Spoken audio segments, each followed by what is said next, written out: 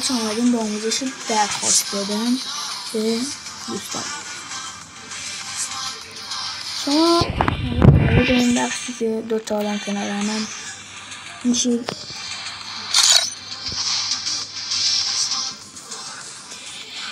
بعد به این قسمت کلیک میکنید.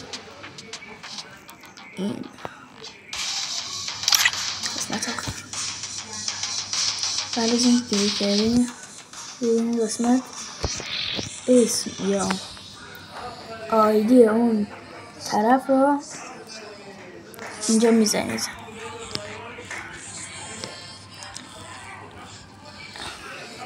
بعد از این که آیدی یا اسم اون طرف رو زدیم، اینجا مثلا فکر کنین الان من این اسم رو زدم، بعد اینو واسه میاره، مثلا این اسم رو زدم اینو واسه.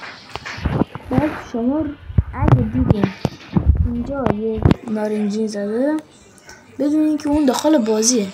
ولی اگه مثل اینا دیدن باشه، یعنی اون بازی نکردی یا مثلا 35 دقیقه قبل بازی کرد، باز این پایینه 1 دقیقه قبل بازی کرد، باز این پایینه 4 دقیقه قبل بازی کرد. ولی اینا نارنجه یعنی در حال دارن بازی میکنن.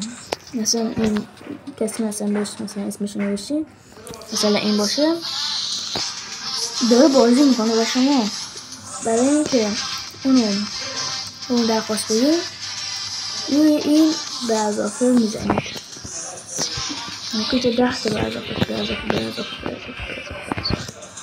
شما اون کسی که دوست دارید به اضافه میزنید.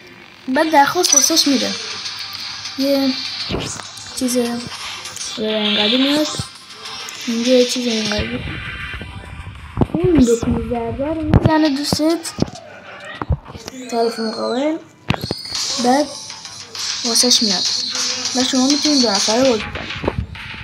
امیدوارم از این ویدیو خوشتون اومده باشه. تا ویدیوهای بعدی، گود بای.